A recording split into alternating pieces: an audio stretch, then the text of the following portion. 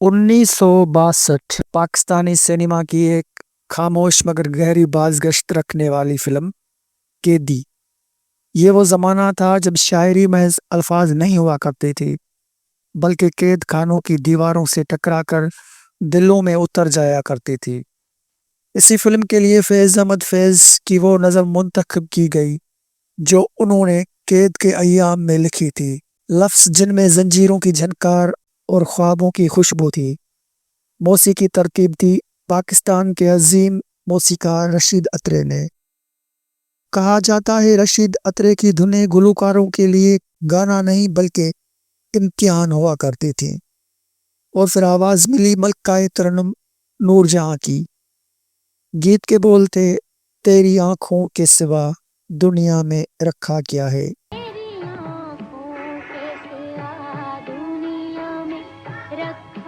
یہ گیت نہیں تھا، یہ ایک زخمی روح کی صدا تھی جسے نور جہاں نے دل کی اتھاہ گہرائیوں سے گایا۔ اتنا سچا، اتنا خالص کہ خود فیض احمد فیض نور جہاں کے گھر گئے اور ذاتی طور پر اس گائیکی پر ان کا شکریہ ادا کیا۔ وقت گزرا اور سال آیا 1969۔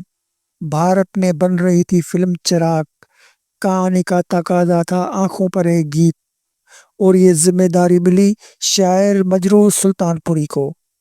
مجروح صاحب موسیقار مدن موہن کے پاس گئے اور بولے، کیوں نہ تیری آنکھوں کے سوا دنیا میں رکھا کیا ہے، ان لائنوں کو گیت میں شامل کر لیں۔ یہ لائنیں تو ویسے فیض احمد فیض کی ہیں۔ مدن موہن لمحہ بھر سوچ میں پڑ گئے، پھر بولے، پورا گانا تیار کرو، دیکھتے ہیں۔ گیت تو لکھ دیا گیا، مگر مجروح سلطان پوری کے دل میں ایک ہلکا سا خوف رہ گیا، کہیں ایسا نہ ہو کل کو فیض صاحب قانونی چارہ جوئی کر بیٹھے۔ اور اس زمانے میں نہ ای میل تھی، نہ واٹس ایپ، نہ موبائل، بس خط ہوا کرتے تھے۔ مجروح سلطان پوری نے فیض احمد فیض کو خط لکھا اور اجازت مانگی۔ کچھ دن بعد جواب آیا۔ فیض احمد فیض نے لکھا، میری کئی نظموں اور غزلوں پر لوگوں نے استفادہ کیا ہے، میں کسی سے ناراض نہیں ہوتا اور آپ کو پورا حق اور اجازت دیتا ہوں۔ یوں یہ گیت بھارت کی فلم چراغ میں شامل ہوا، جسے آواز ملی لتا منگیشکر اور محمد رفیع کی۔ تیری آنکھوں کے سوا دنیا میں لیکن قصہ یہیں ختم نہیں ہوتا۔ لتا جی، جو نور جہاں کا بے حد ادب کرتی تھی، ایک پروگرام میں جب اس گیت کا ذکر آیا تو لتا منگیشکر مسکرا کر بولی، گیت تو میڈم نور جہاں نے گایا ہے، میں نے تو بس سبق پڑھا ہے۔